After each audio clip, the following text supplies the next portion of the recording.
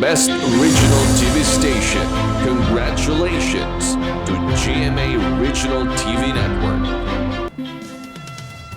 Sa ikaupat nga higayon, giila ang natampo si GMA Regional TV sa Platinum Stallion Media Awards 2020. Gipasidunggan sa Trinity University of Asia isip Best Regional TV Station ang GMA Regional TV. Gidawat sa President ug Head si GMA Regional TV and Synergy, Oliver Victor B. Amoroso ang maong pasidungog.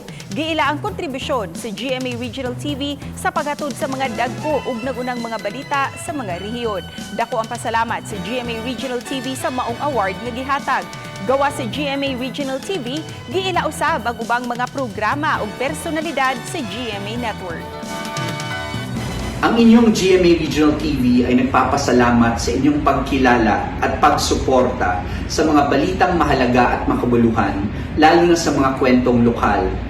Our regional programs and initiatives are more attuned to stories and voices outside Metro Manila. Naniniwala po kami that local news matters.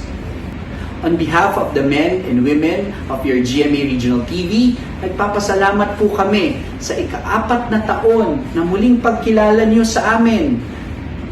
Ang buong GMA Regional TV bilang Best Regional TV Network ng Trinity University of Asia Platinum Stallion National Media Award.